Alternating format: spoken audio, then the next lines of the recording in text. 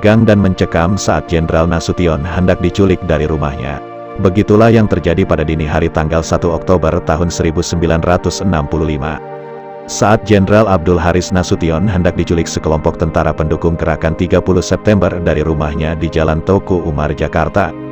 Dalam buku, Peristiwa tanggal 1 Oktober tahun 1965, kesaksian Jenderal Besar Abdul Haris Nasution, Jenderal Nasution menuturkan kesaksiannya terkait peristiwa yang hampir merenggut nyawanya. Dalam buku tersebut, Nasution bercerita, pada tanggal 30 September tahun 1965, sekitar pukul 19 sampai lebih kurang pukul 22, ia hadir di Universitas Muhammadiyah yang ada di daerah Kebayoran Baru. Dia hadir di sana untuk menghadiri upgrading pemuda Muhammadiyah. Nasution datang ke Universitas Muhammadiyah dengan disertai oleh Kolonel Mudar Amin dan Letkol Isa Edris, kedua-duanya dari staf Angkatan Bersenjata. Setelah acara selesai, Nasution pulang dan beristirahat kira-kira pukul 23. Kemudian pada tanggal 1 Oktober tahun 1965 sekitar pukul 3.45 dini hari, Nasution dan istrinya terbangun karena banyak sekali nyamuk dalam kelambu. Pada waktu itu yang berada di kamar tidur adalah Nasution sendiri, istrinya dan anaknya yang kecil Ade Irma Suryani Nasution. Beberapa menit sebelum pukul 4, Nasution mendengar bunyi berisik kendaraan.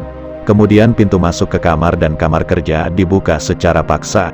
Mendengar kegaduhan-kegaduhan tersebut, istrinya membuka pintu kamar tidur untuk melihat keluar.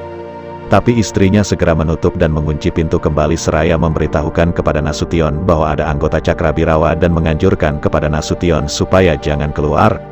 Waktu itu anak saya Ade juga terbangun dan berdiri di dekat istri saya. Saya kurang percaya dan berkata, saya akan berbicara sendiri dengan orang-orang itu. Kenang Nasution mengingat kembali subuh jahanam pada tanggal 1 Oktober tahun 1965. Tapi istrinya menghalang-halangi usaha Nasution. Meski begitu Nasution tetap memaksa. Selanjutnya Nasution membuka pintu. Begitu saya buka pintu, segera berhadapan dengan Cakrabirawa antara lebih kurang 1,5 meter. Ia terus bergerak untuk menembak. Saya mundur dan pintu ditutup. Beberapa rentetan peluru telah keluar dari senjata anggota Cakrabirawa yang ada di hadapan pintu itu. Otomatis saya tiarap dan oleh istri saya segera dikunci dengan susah payah. Oleh karena pihak Cakrabirawa yang menembak saya itu berusaha untuk masuk ke dalam kamar, kata Nasution dalam kesaksiannya.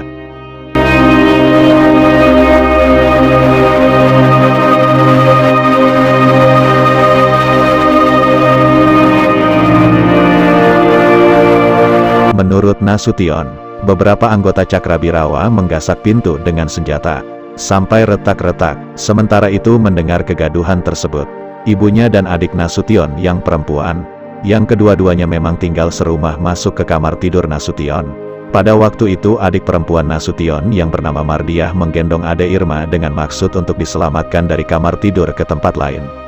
Tetapi karena gugup ia membuka pintu di mana anggota Cakrabirawa telah menunggu. Pintu terbuka, tembakan langsung mengenai Ade Irma. Tapi untungnya istri Nasution masih sempat segera menutup dan mengunci pintu kembali. Penggasakan pintu, menurut Nasution, terjadi lagi oleh anggota-anggota Cakrabirawa serta tembakan-tembakan dilepaskan lagi dari luar pintu. Ternyata satu peluru rakelings mengenai istrinya dan satu pada dadanya, sama-sama mengakibatkan luka sedikit. Untungnya itu hanya serempetan serpih peluru. Istrinya lantas meminta Nasution, suaminya, untuk cepat lari keluar kamar, lewat kamar sebelah dan gang depan WC. Dengan diikuti oleh istrinya dan yang lain-lainnya, Nasution lari keluar ke samping rumah, lalu naik ke tembok. Dari atas tembok Nasution menoleh, dan baru jelas betul bahwa anaknya Ade Irma terkena tembakan di bagian punggungnya.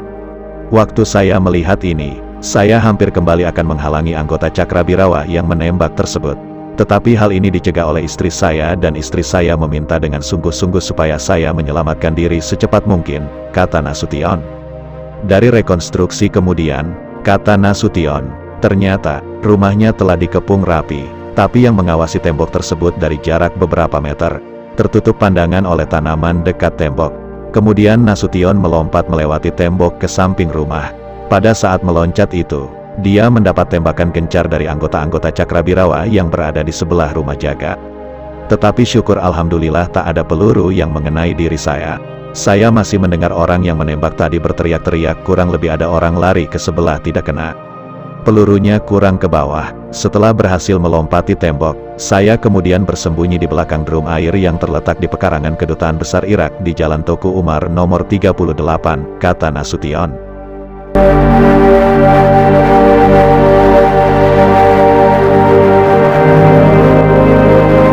Dalam kamar di samping kamar tidurnya, anak Nasution satunya lagi yang bernama Yanti terbangun. Bersama Alpiah, pengasuh Ade Irma, Yanti melompat dari jendela dan lari ke pavilion, di mana ajudan Pierre Tendean juga terbangun, dan terus keluar dengan senjata, sambil bersembunyi di pekarangan Kedutaan Irak itu. Nasution berpikir dan bertanya pada diri sendiri, kenapa Cakrabirawa menggerebek dan membunuh saya? Sedangkan pasukan Cakrabirawa adalah pasukan pengawal kehormatan istana atau presiden, dan apa sebab istana atau presiden memerintahkan mereka untuk membunuh saya?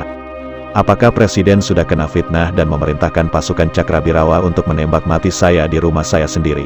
Zonder Forum Van Proces. Saya tahu bahwa berkali-kali saya difitnah dengan laporan palsu kepada presiden, kata Nasution.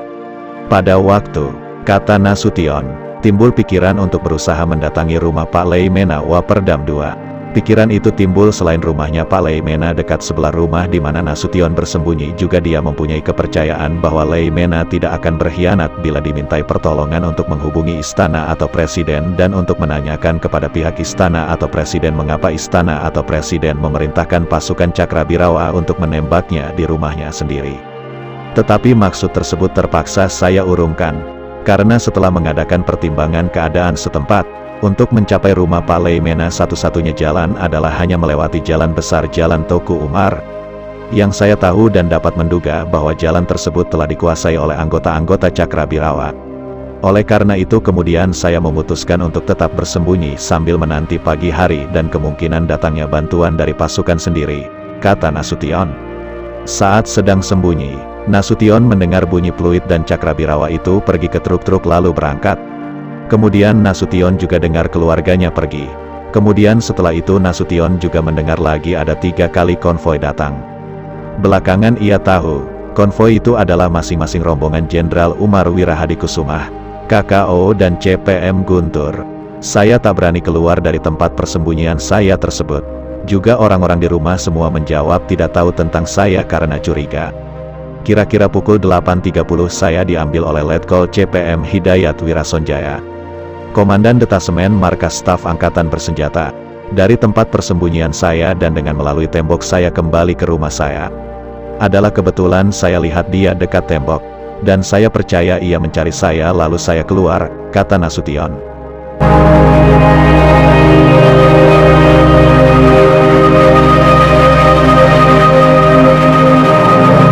Kemudian oleh Letkol Hidayat Wirasonjaya bersama dengan Mayor Sumargono ajudannya, dan iparnya Bob Sunarjo Gondokusumo, dengan menggunakan kendaraan dibawa keluar dari rumah dengan sembunyi di lantai mobil untuk disembunyikan di suatu tempat tak jauh dari kantor staf angkatan bersenjata.